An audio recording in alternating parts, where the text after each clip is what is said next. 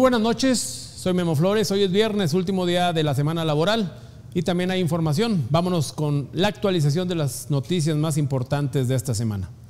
El pasado lunes en México dimos el recuento de la primera elección, una elección histórica del Poder Judicial, una elección inédita. Por primera vez los ciudadanos votaron para elegir a jueces, magistrados y ministros y otros cargos dentro del Poder Judicial. Una elección que quedó marcada no solo por la baja participación ciudadana, inferior al 12%, sino también por los famosos acordeones. Una elección que quedó marcada no solo por la baja participación ciudadana, menor al 13%, sino también por los famosos acordeones. También por la reaparición pública del expresidente Andrés Manuel López Obrador. También por los votos nulos y hasta por los insultos en las boletas dirigidos a la madre del presidente del Senado, Gerardo Fernández Noroña. Este porcentaje de votación es menor a 13 millones de mexicanos. Una cifra que ni siquiera alcanzó la participación en aquella revocación del mandato del 2022, cuando se participó el 17.77%, más de 16 millones de personas. En medio de estos números, la presidenta Claudia Sheinbaum celebró los resultados. Aseguró que esos 13 millones de votos del domingo son más que todos los que votaron por el PRI o por el PAN individualmente en la pasada elección federal del 2024, donde ella resultó electa como presidenta. Bueno, pues esta es la información. Cerca de 13 millones de mexicanos y mexicanas participaron el día de ayer en la elección al Poder Judicial. Más del doble de la participación en la votación del juicio a expresidentes. Y vamos antes de las preguntas, fíjense lo que dice. Este fue un voto que simbolizó el desencanto ciudadano. Mejor dicho, fue una falta de votos que simbolizó el desencanto ciudadano por esta reforma electoral del Poder Judicial de la Federación. Una muestra clara de la distancia que hay y de la desconfianza que hay hacia el Poder Judicial, pero también hacia un proceso plagado de irregularidades, donde la votación, a pesar de los acordeones, parece imposible. A través de una investigación previa, se documentó que una persona en promedio se tardaba entre 15 y 20 minutos en ejercer su derecho al voto.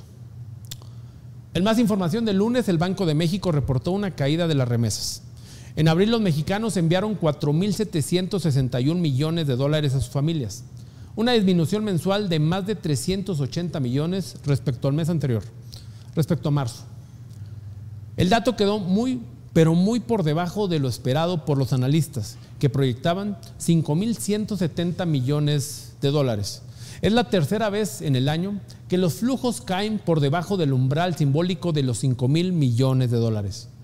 Por un lado, menos remesas en el contexto de una economía mexicana presionada por la inflación, el desempleo y el alza de los precios. Por el otro lado, el esfuerzo de los paisanos por mandar recursos a sus familiares. Pero hay más números que preocupan.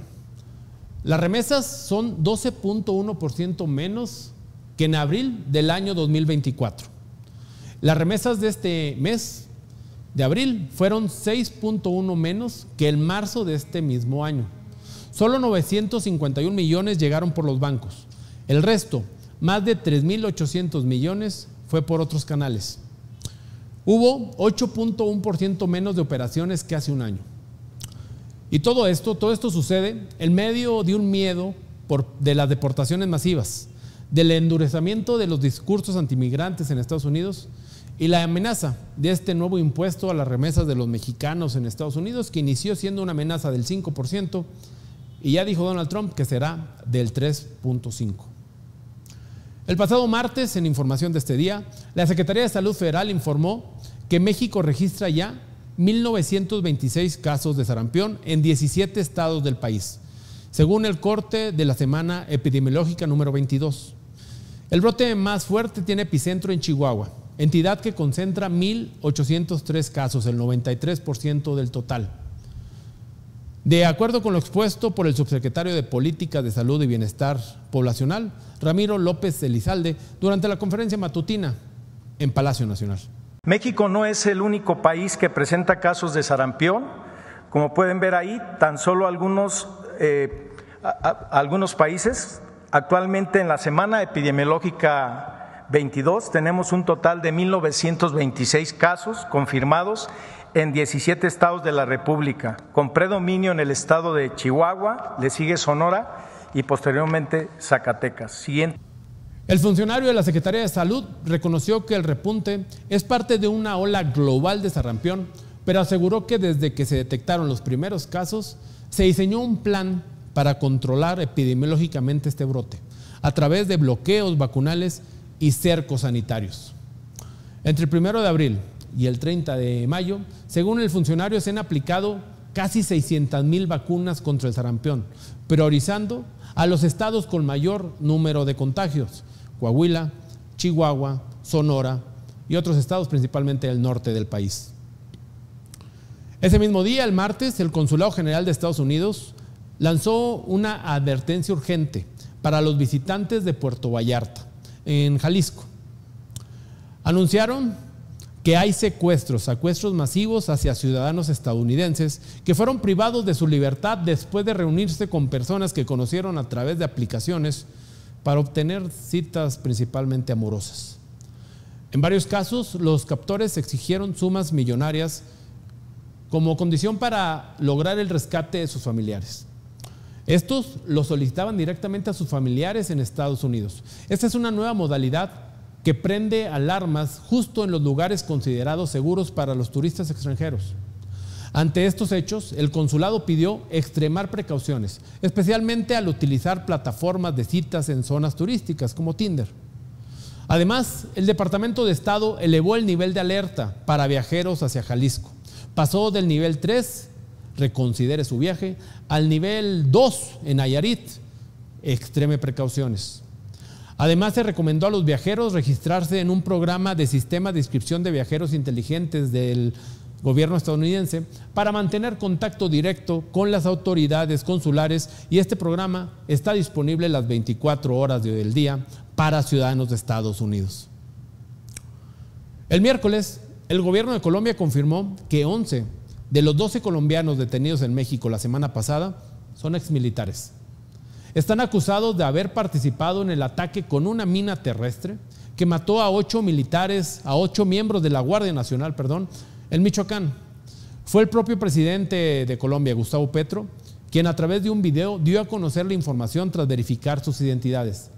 Todos ellos, dijo, tuvieron relaciones con las fuerzas militares colombianas. Hay 17 capturados en una casa, los encontraron ahí cerca, armados. La mayoría son exoficiales del ejército. ¿Cuántos? 12. Esto todo la prensa colombiana lo tapa, ¿no? Lo tapa, tapen, porque no quieren saber la realidad de Colombia ni anunciarla. 12 exmilitares y hay 3 en ejercicio activo y otros 2 que no sé qué es. Colombia no puede exportar los mercenarios, no enseñamos a los soldados a matar, ni colombianos ni fuera de Colombia. O sea, no. En total, las autoridades mexicanas detuvieron a 17 personas, presuntos integrantes del Cártel de los Reyes. Fueron localizados en una casa de seguridad que contenía explosivos, armas, cargadores y cartuchos. Este grupo criminal, según el ejército mexicano, nació hace una década como una incisión de la autodefensa surgidas para combatir a los caballeros templarios y que ahora operan como un cártel del crimen organizado más en nuestro país.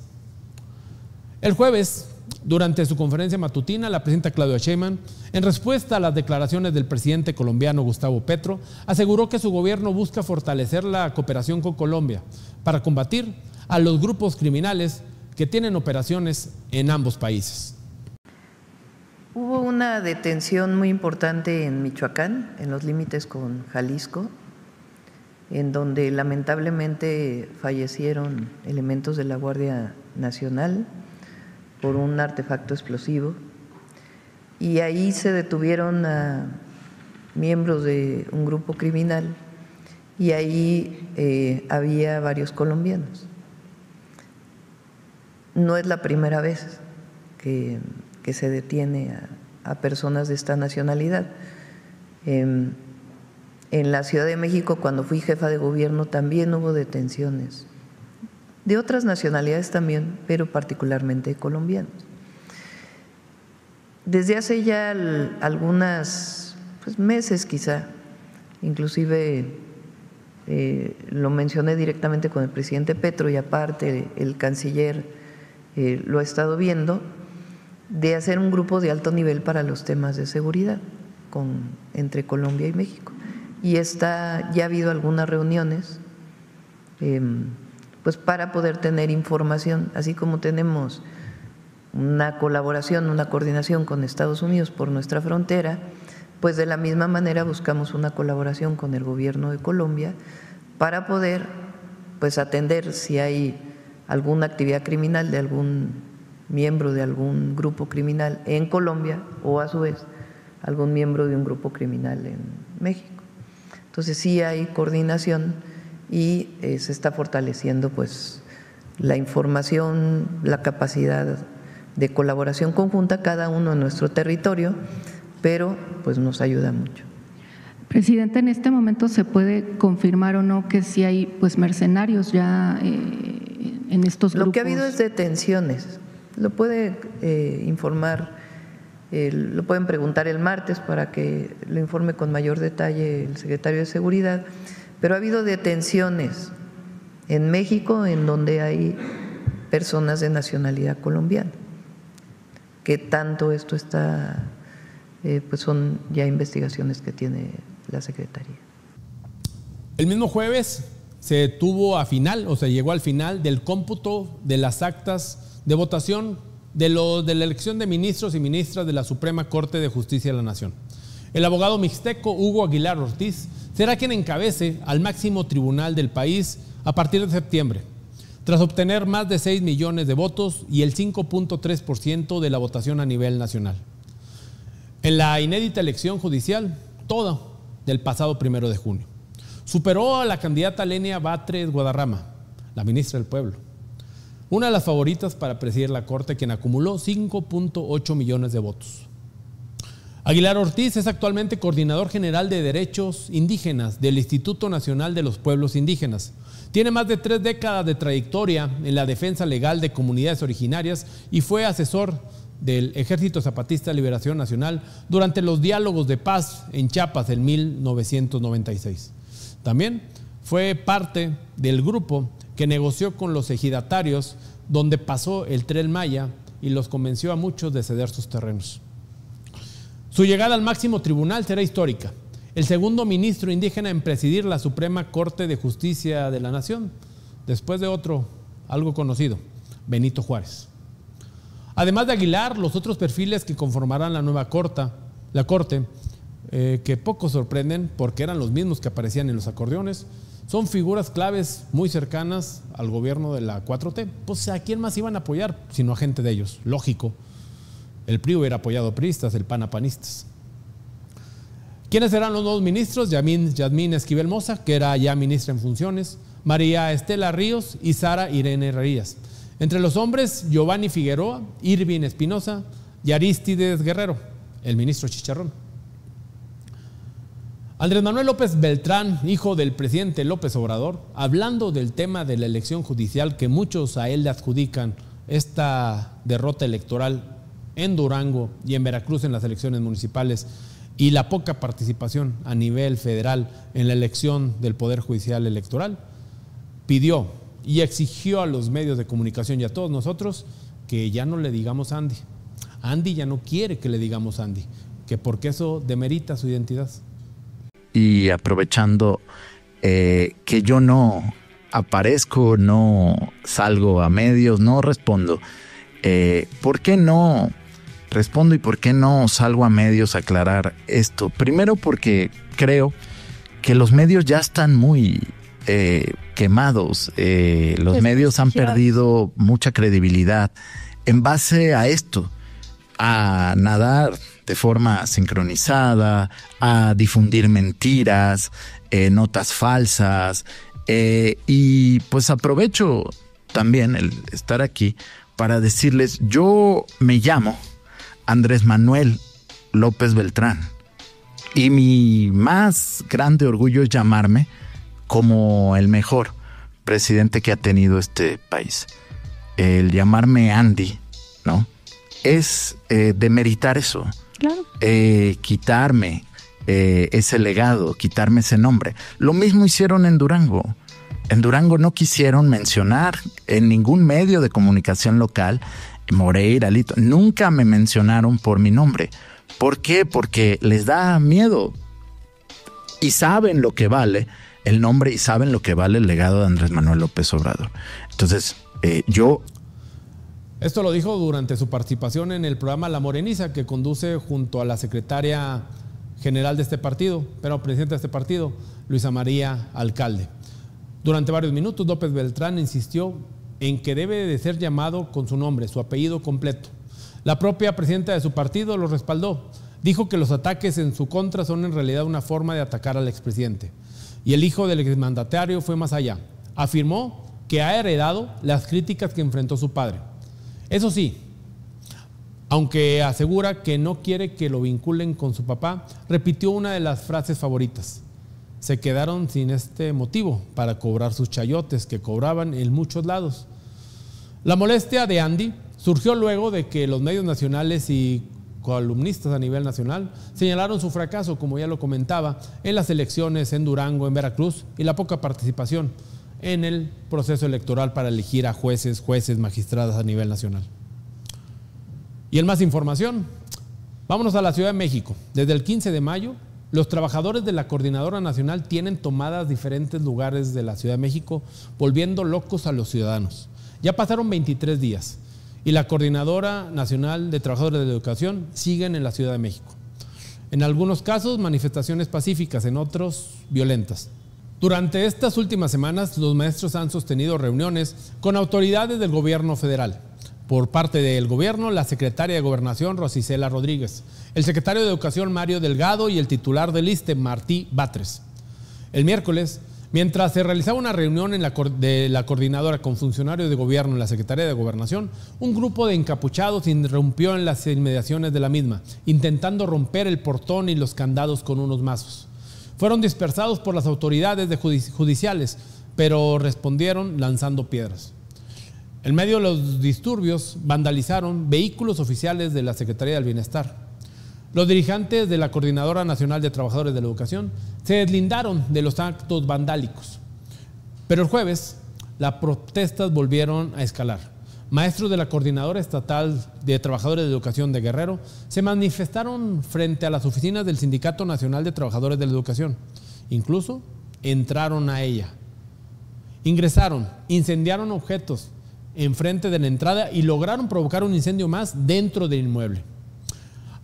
Al sitio llegaron personal del heroico Cuerpo de Bomberos de la Ciudad de México para contener el fuego. La Secretaría de Educación Pública condenó el acto, lo calificó como vandálico y reiteró el llamado al diálogo pacífico. Este viernes por la mañana, la presidenta Claudia Sheinbaum también se pronunció al respecto. Dijo que no está de acuerdo con las manifestaciones violentas realizadas por la Coordinadora Nacional de Trabajadores de la Educación en la ciudad, en la capital de México. Bueno.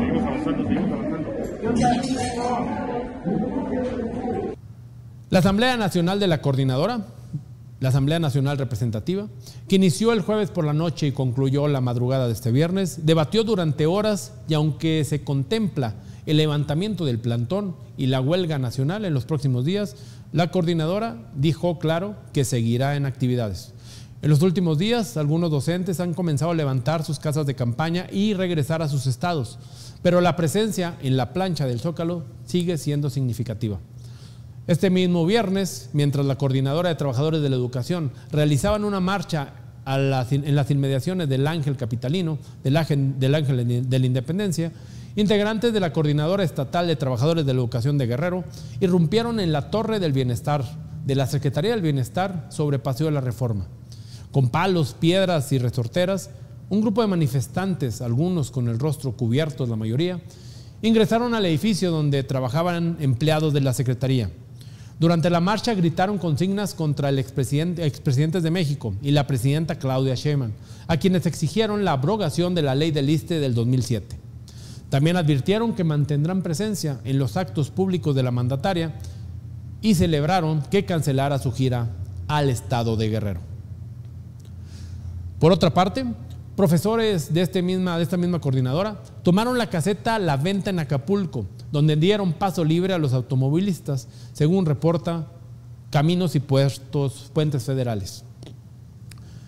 Este jueves terminó una amistad, el jueves por la tarde, una amistad que ya se prevenía. Los dos están un poco zafados. Hace apenas unas semanas esto parecía imposible, dicen algunos.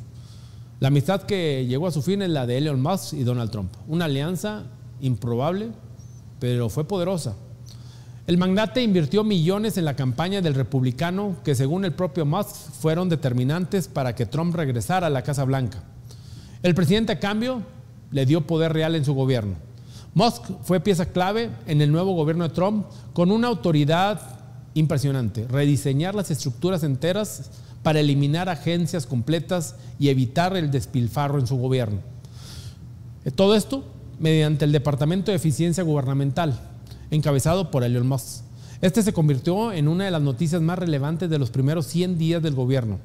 Cerraron oficinas completas y despidieron a miles de empleados públicos y se presumió como una de las mayores acciones de austeridad en décadas. Por otra parte, Donald Trump defendió a Elon Musk incluso cuando su popularidad empezó a desplomarse, cuando las acciones de Tesla cayeron y Musk se enfrentaba a burócratas, generando conflictos internos, y se volvió un lastre en las elecciones claves a principios de este año. Y aún así, cada vez que se hablaba de una ruptura, Musk reaparecía en el despacho Oval, incluso con los hijos de Elon Musk, abordando uno de los helicópteros principales de la mano del presidente. Cuando sus 130 días como empleado... ¿Qué? Cuando sus 130 días como empleado especial de gobierno... Cuando sus 130 días como empleado especial del gobierno terminaron la semana pasada, se despidieron con sonrisas y señales de que Musk seguiría colaborando. Pero todo empezó a romperse cuando Elon Musk criticó duramente la ley presupuestaria de Donald Trump. Fue el primer golpe público. El conflicto empezó a hervir el miércoles y el jueves fue su punto estrella de ebullición. He said the most beautiful things about me. And he hasn't said bad about me personally, but I'm sure that'll be next. But I'm very disappointed in Elon. I've helped Elon a lot. En más información del día de hoy, en el Estado de México, al menos 6 personas fallecieron en Otumba. Todo esto tras el colapso de un túnel que presuntamente era utilizado para robar combustible para el huachicol. Los hechos ocurrieron la noche del jueves en la comunidad de Huatlancingo, en una zona de huertas de nopal y cultivos de maíz. Vecinos dieron aviso a las autoridades, pero tanto policías como servicios de emergencia no pudieron actuar de forma inmediata. Fueron los propios pobladores quienes intentaron rescatar a las víctimas. Los cuerpos de 6 hombres fueron extraídos del túnel y resguardados por sus familiares en sus domicilios hasta que durante la madrugada del viernes, personal de la Fiscalía del Estado de México acudió al sitio y logró que los cadáveres fueran entregados al servicio médico forense. De manera preliminar, se presume que el terreno colapsó mientras los individuos realizaban maniobras para conectarse dentro de un ducto que había abajo de ese terreno con unos ductos de Pemex. Sin embargo, ninguna autoridad ha confirmado oficialmente que el túnel estuviera destinado al robo de combustible. Entonces, ¿para qué lo querían? En información en materia económica del día de hoy, el secretario de Economía, Marcelo Ebrard, informó que hubo avances en el objetivo de que Estados Unidos exente a México del arancel del 50% al acero mexicano. Lo dijo a través de un mensaje en redes sociales, luego de su reunión este viernes con Jamieson Greer, representante comercial de Estados Unidos. Ebrard destacó que el encuentro fue cordial. Se espera que el secretario de Economía sostenga otro encuentro con el secretario de Comercio de Estados Unidos, Howard Lutnick, con quien buscará llegar a un acuerdo definitivo. Tenemos desde el 20 de enero, desde la llegada de Donald Trump al gobierno de Estados Unidos, con este tipo de maniobras. Pone aranceles un día, el día siguiente los quita, y así se ha ido todos los primeros días de su administración, y el gobierno mexicano está inmiscuido en ello.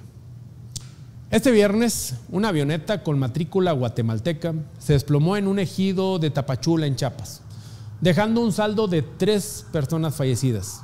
La aeronave utilizada para la dispersión de moscas estériles en el combate contra el gusano barrenador era tripulada por 2 ciudadanos guatemaltecos y 1 mexicano. Los 3 fallecieron en el accidente, confirmó la Dirección General de Aeronáutica Civil de Guatemala.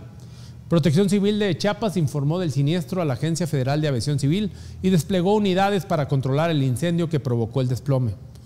Las víctimas fueron identificadas por la Secretaría de Agricultura y Desarrollo Rural como Carlos Eduardo Monroy, Brian Eduardo Morán y el ingeniero agrónomo mexicano Lucio Alberto Roblero. El titular de la dependencia, Julio Verdegué, lamentó el hecho y reconoció la labor de los 3 trabajadores por su defensa y compromiso con la ganadería mexicana. Y esta fue toda la información por el día de hoy. Tengan ustedes un excelente fin de semana. Nos vemos el próximo lunes en punto de las 8 de la noche en Noticias a Tiempo con tu servidor, con Memo Flores.